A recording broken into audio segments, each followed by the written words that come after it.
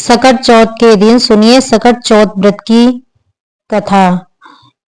एक बार एक गांव में बूढ़ी माई रहती थी। वह बूढ़ी माई बहुत ज्यादा गरीब थी। उन बूढ़ी माई के परिवार में उनका एक बेटा था। वही उनके बुढ़ापे का इकलौता सहारा था। उनके पास कुछ था तो नहीं, लेकिन गांव के जितने भी घरों में पशु थे उन लोगों के पशुओं को बूढ़ी माई का बेटा जंगल में चराने ले जाया करता। शाम होने पर सभी गांव के लोगों को सुपुर्द कर दिया करता। पशु चराने के बाद गांव वाले जो कुछ भी दिया करते उसी से माँ बेटे का घर चलता था। इसी तरह से किसी तरह से उनके दिन कट रहे थे। एक बार की बात है, बूढ़ी माई का बेटा गांव के पशुओं को जंगल चराने के लिए ले जा रहा था, तो रास्ते में उसे गांव की कुछ महिलाएं मिली, जिनमें से एक बुजुर्ग सी दिखने वाली महिला ने उस बेटे से कहा कि बेटा, तुम तो सारा दिन जंगल में गाय चराते फिरते हो, घर में तुम्हारी माँ बैठकर पकवान बनाकर खाती है। लड़का बोला, ऐसा तो हो ही नहीं सकता, मेरी माँ कभी ऐसा नहीं कर सकती। तब गांव की वह महिला बोली कि अगर तुम्हें विश्वास ना हो तो आज जरा घर थोड़ा जल्दी चले जाना, जाकर तुम खुद ही अपनी आंखों से देख लेना। तब जब तुम अपनी आंखों से देखोगे तब तो तुम्हें विश्वास होगा ना। लड़के ने सोचा, ठीक है, देखने में आखिर मेरा क्या जाता है। तब लड़का हर दिन जिस समय पर अपने घर पहुंचा करता, आज उस समय से थोड़ा पहले वह घर आ गया। उस दिन संकट चौथ का दिन था। बूढ़ी माई ने संकट चौथ का व्रत रखा था और वह तिलकुट बना रही थी। चूल्हे पर कढ़ाई चढ़ा रखी थी जिससे वह तिल भून रही थी। जलते हुए चूल्हे पर चढ़ी हुई कढ़ाई देखकर और उसमें तिल भुने जाने देखकर अब तो लड़के को गांव की महिलाओं द्वारा सुनी गई बातों पर विश्वास होने लगा। उसने सोचा, तो आखिर गांव की जो चाची ताई थी वह ठीक ही कह रही थी, और यह देखिए, मैं तो जंगल में भूखा प्यासा दिन भर भटकता रहता हूँ, पशु चराता फिरता हूँ और मेरी माँ घर में पीछे पकवान बना बना कर खाती है। अब उसे गांव की महिलाओं द्वारा सीख लग गई, तो वह लड़का अपनी माँ से बोला, माँ, मैं तो घर छोड़कर जाऊंगा।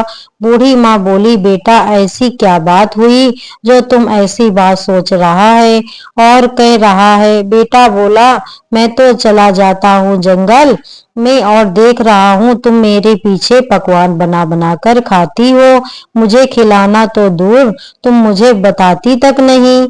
माँ, अब मैं इस घर में नहीं रहूंगा, मैं तो जंगल में जाऊंगा। बूढ़ी माई ने अपने इकलौते बेटे को बहुत समझाया कि बेटा, आज तो सकट चौथ का व्रत है, इसलिए तिलकुट बना रही थी, लेकिन बेटा नहीं माना। बूढ़ी माई समझ गई कि जरूर इसे किसी ने सिखाया है और अब यह कहने से मैं नहीं मानेगा। जब बेटा जाने लगा तो बूढ़ी माई ने बेटा से कहा, बेटा, या ले सकट चौथ व्रत के तिल हैं, इन्हें तुम अपने साथ लेकर जाओ और जब भी कभी तुम पर कोई मुसीबत आए तिल कुट के बैठकर जाओ खाना, और अगर मैं तुम्हारे नाम के व्रत करती होंगी तो तुम्हारी मुसीबत टल जाएगी। लड़के ने फिर भी माँ का मन रखने के लिए अपने हाथ में वह तिल ले लिए और वह घर छोड़कर चल पड़ा। चलते चलते वह घने जंगल के पास पहुंच गया। जब जंगल के अंदर गया तो देखा सामने एक बहुत बड़ा खूंखार शेर पड़ा है।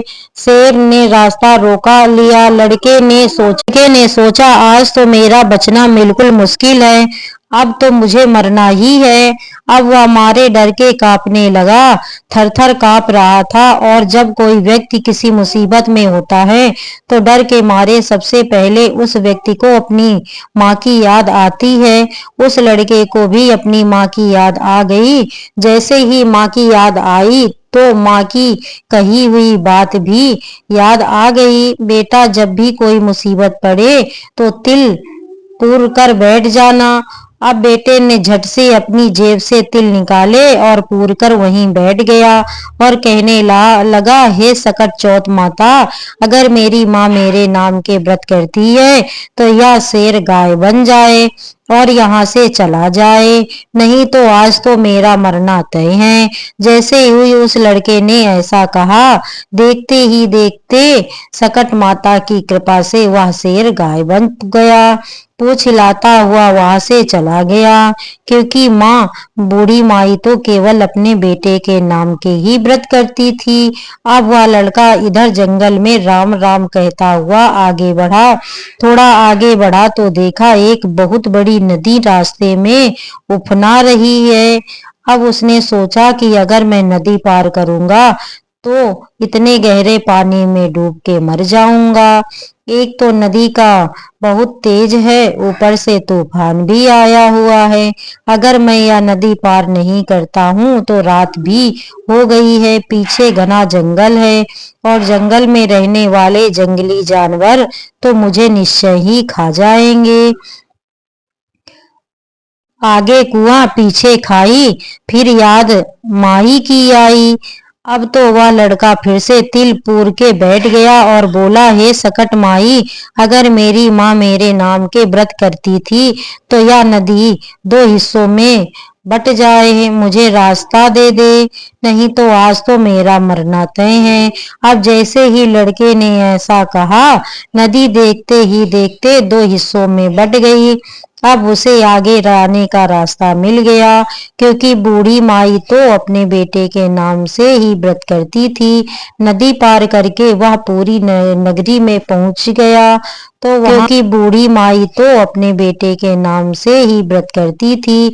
नदी पार करके वह पूरी नगरी में पहुंच गया तो वहां उसने देखा कि एक बुढ़िया पुए बनाती जाए और आंखों से जार जार आंसू बहाकर रोती जाए। उसने इस तरह से पकवान बनाती और रोती हुई बूढ़ी माई को देखा तो पूछा, अरे माई, बड़े पुए बना रही हो, इसका मतलब तुम्हारे घर में कोई खुशी का माहौल है और साथ साथ तुम रो भी रही हो, तो जरूर तुम्हारे मन में कोई दुख भी है। अब मुझे बताओ, या खुशी और दुख एक साथ कैसे? तो वह बूढ़ी माई बोली, बेटा मैं क्या बताऊं, हमारी नगरी में हर छठे महीने आवा पकता है। उस आवे में एक इंसान की बलि दी जाती है और उस इंसान को आवे में मिट्टी के बर्तनों के साथ बिठाया जाता है और वह जीवित नहीं बस है। हर घर से रोज एक घर का नंबर आता है। आज मेरे घर की बारी है और मेरा तो एक ही बेटा है। अगर मेरा बेटा आठवें में आवे में बैठ जाएगा तो फिर मेरा क्या होगा? मेरा बेटा तो आज मर जाएगा, यही सोच सोचकर मैं दुखी हूँ और रो रही हूँ। आज मेरे बेटे का आखिरी दिन है। मैं चाहती हूँ कि आखिरी बार मैं उसके लिए पुए बनाऊं, पकवान बनाऊं, इसलिए आखिरी बार उसके लिए भोजन बना रही हूँ। तो सोचा कुछ अच्छा बनाकर खिला दूं और मेरे बेटे को पुए बहुत पसंद हैं, इसलिए मैं उसके लिए पुआ बना रही हूँ। उस दुखिया की बात सुनकर बूढ़ी माई के बेटे को उस पर दया आई गई और वह कहने लगा, बूढ़ी माई, अगर तुम यह सारे पुए मुझे खिला दो तो मैं तुम्हारे बेटे की जगह चला जाऊंगा। तो वह बूढ़ी माई बोली, बेटा तू तो जितने चाहे मर्जी उतने पुए खा ले, चाहे तो सारे खा ले, लेकिन किसी की आई पर भला कौन जाता है? बुलावा मेरे बेटे का है, लेकिन उसकी मृत्यु को कौन अपने हाथ में लेगा? तू उसके बदले क्यों जाएगा? ऐसा भला कौन खुद ही मौत को गले लगाता है? लेकिन वो बूढ़ी माई का बेटा बोला, माँ आप चिंता मत करो, मैं तुम्हारे बेटे की जगह चला जाऊंगा। इस प्रकार भरपेट पुए खाकर वह सो गया। उसे तो गहरी नींद आ गई। इधर राजा के आदेश पर सैनिक बूढ़ी माई के बेटे को लेने के लिए आ गए और उसका द्वार खटखटाने लगे। बूढ़ी माई ने जैसे ही आहट सुनी तो वह दूसरे कमरे में सो रहे उस अजनबी लड़के के कमरे में गई और बाहर से दरवाजा कभी कुंडी कभी खिड़की खटखटाने लगी, लेकिन वह लड़का तो गहरी नींद में सोया हुआ था। आखिरकार बहुत देर तक खटखटाने के बाद वह लड़का उठकर बैठ गया और बोला, माई आ गए क्या? लेने वाले तो बूढ़ी माई बोली, हाँ बेटा, राजा के सैनिक आ गए। और फिर वह बेटा सैनिकों के साथ चला गया, जाके आवा में बैठ गया। आवा में बैठते ही उसने अपनी माँ की याद आई। उसने अपने हाथ में फिर से तिल लिया और बोला, हे सकट चौथ माता, अगर मेरी माता मेरे नाम के व्रत करती है तो आज यह जलती आग मेरा कुछ भी बिगाड़ ना पाए। मैं इस आग में ना जलूं, नहीं तो आज तो मेरा जलना तय है। 3 दिन हो गए, वही पास ही में कुछ बच्चे गिल्ली डंडा खेल रहे थे। खेलते खेलते बच्चों की गिल्ली उस बड़े से मटके से जा टकराई, जिसके अंदर वह लड़का और कुछ बर्तन रखे थे और आवा पका हुआ था।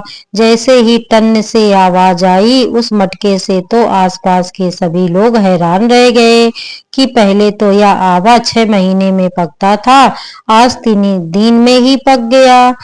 यह बात जानते ही सारी नगरी इकट्ठा हो गई।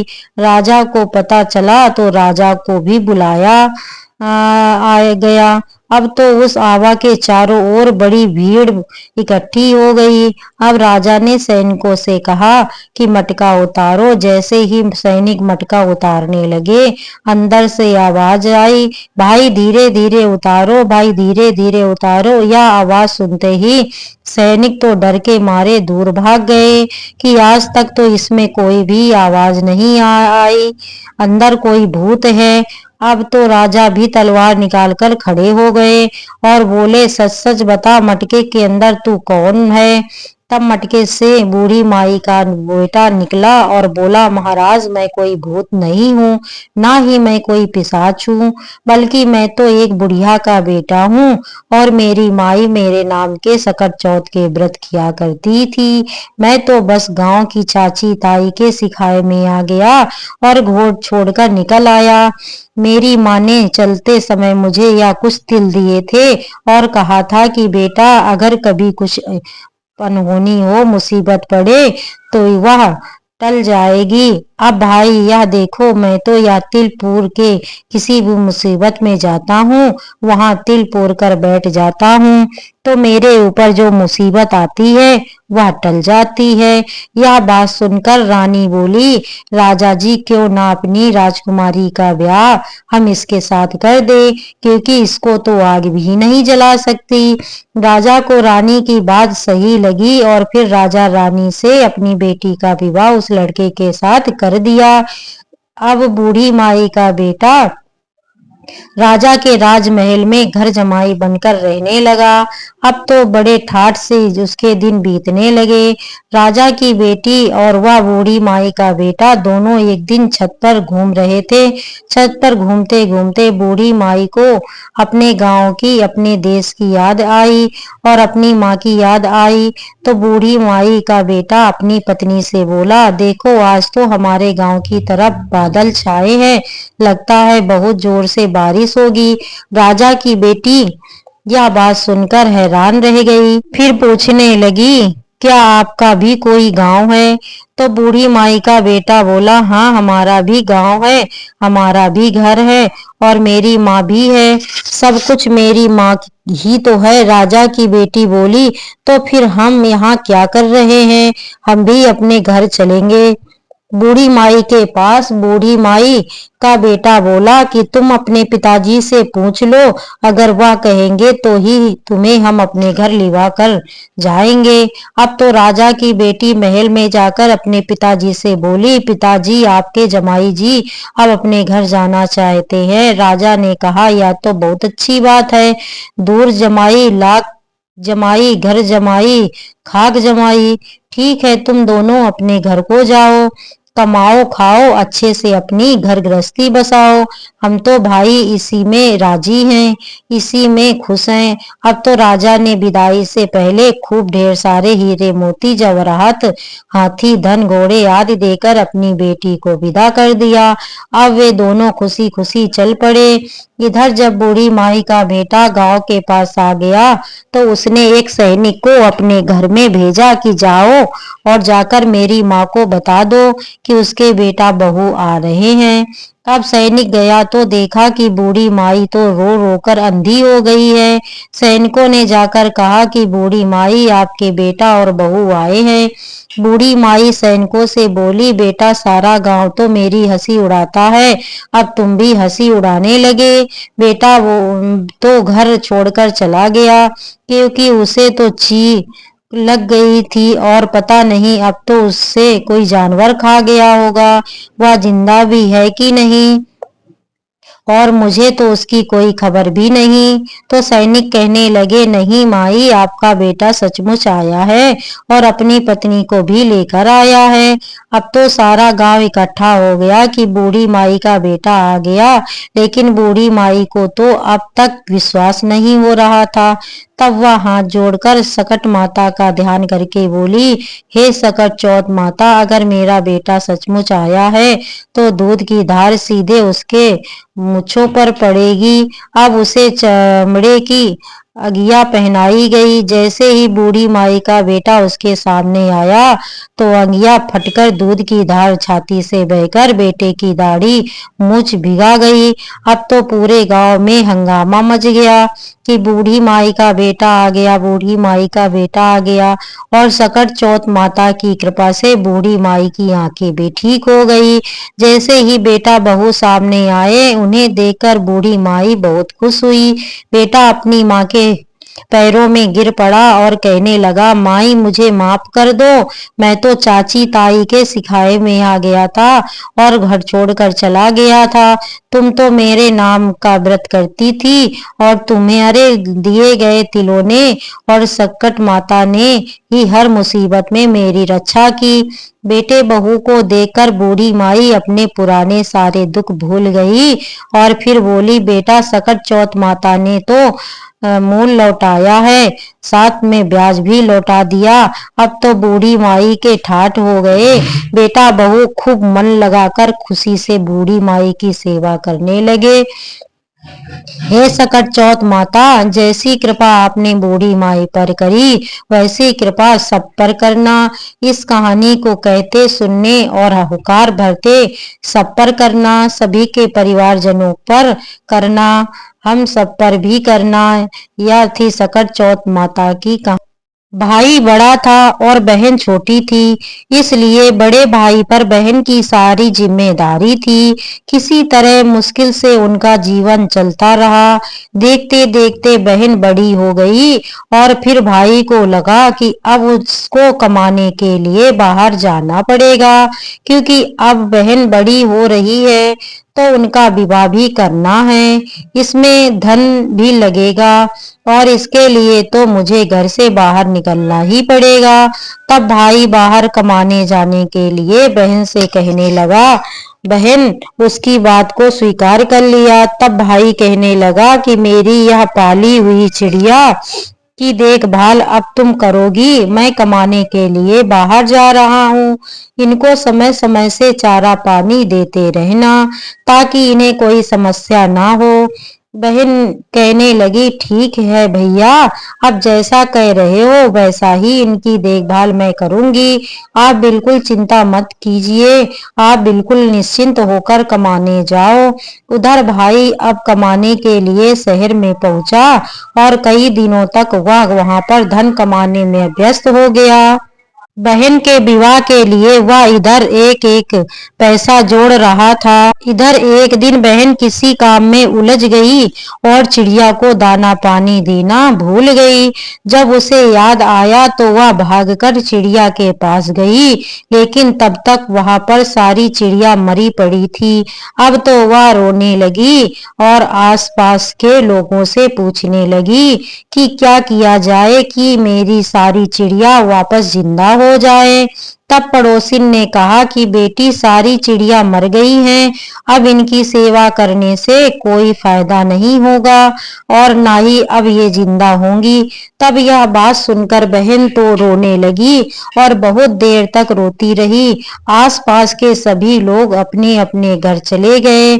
तब उसी समय संकटा मैया उसी रास्ते से गुजर रही थी और उन्होंने उस बच्ची के रोने की आवाज सुनी। तब उसके पास जाकर उसकी समस्या जानने का विचार किया और वह संकटा माता एक बुढ़िया का रूप धारण करके उस बच्ची के पास गई। फिर पूछा कि बेटी, तुम क्यों रो रही हो?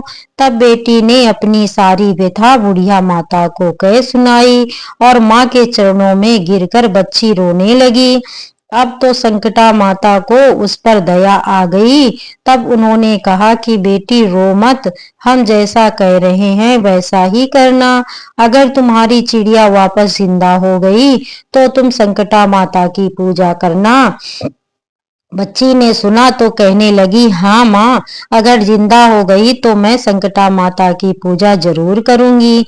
तब बुढ़िया ने एक लोटा जल मंगवाया और जल को छू लेने के बाद उस बच्ची को दे दिया और कहा कि यह जल सारी चिड़ियों के ऊपर छिड़क दो और अंदर ले जाकर संकटा माता को प्रणाम करके आओ। तब उस लड़की ने संकटा माता के कहे अनुसार ऐसा ही किया और जब उसने घर के अंदर जाकर संकटा माता को प्रणाम किया, फिर जब वह वापस आई तो उसने देखा उसकी सारी चिड़िया जिंदा हो चुकी थी और उधर वह बुढ़िया माँ भी गायब हो चुकी थी। अब तो उस लड़की की खुशी का ठिकाना नहीं रहा। वह बहुत खुश हुई और वह सोच भी रही थी कि भैया क्या कहेंगे कि एक चिड़िया की देखभाल नहीं कर पाई और माँ पिता के ना होने पर भी तुम्हारी देखभाल किस तरह से करता हूँ। यह बात उस सोचकर वह लड़की परेशान हुई जा रही थी, लेकिन अब उसकी परेशानी खुशी में बदल चुकी थी। कुछ दिन बीते कि उसका भाई भी कमाकर वापस आ गया। उसने अपनी चिड़ियों को देखा तो वह पहले से ज्यादा स्वस्थ और खुश नजर आई। तो उन्होंने अपने बहन से पूछा कि हे बहन, तुमने इनकी देखभाल किस तरह की थी? क्या तुम वही दाना पानी इनको देती थी जो मैं खिलाता था या कुछ और? तो बहन सकुचाती हुई भाई से कहने लगी, भैया अगर एक बात कहूं तो आप नाराज तो नहीं होंगे ना? तो भैया ने कहा, बोलो बहन, मैं भला क्यों नाराज होऊंगा। तब बहन ने अपने भाई को सारी बात सच सच बता दी। भैया, एक दिन मैं काम में व्यस्त हो गई और चिड़ियों को दाना पानी देना भूल गई। सारी चिड़िया मर गई। तब एक बूढ़ी माता आई और उन्होंने मुझे कुछ उपाय बताया और उस उपाय को करने से यह सारी चिड़िया जिंदा हो गई। बूढ़ी माँ ने कहा था कि अगर चिड़िया जिंदा हो जाए तो एक दिन संकटा माता की पूजा कर लेना। भैया, अब मुझे संकटा माता की पूजा करनी है क्योंकि यह सब संकटा माता की कृपा से ही संभव हो पाया है। इसलिए भैया, अब कृपा कर आप संकटा माता की पूजा के लिए सभी सामग्री ले आइए और फिर हम दोनों मिलकर संकटा माता की विधि विधान से पूजा करेंगे और साथ ही साथ सुहागिनों की भी पूजा करेंगे। तब भाई बहन दोनों ने संकटा माता की पूजा पूरे विधि विधान से की और अन्य सभी सुहागिनों को भी भोजन कराया और सम्मान से विदा किया। इस तरह उन पर संकटा माता की कृपा हुई और उनके दिन सुधर गए। यह थी संकटा माता की कथा। प्रेम से बोलिए संकटा माता की जय। जिस प्रकार संकटा माता ने भाई बहन की रक्षा की और सभी की रक्षा करे। बोलिए संकटा माता की जय।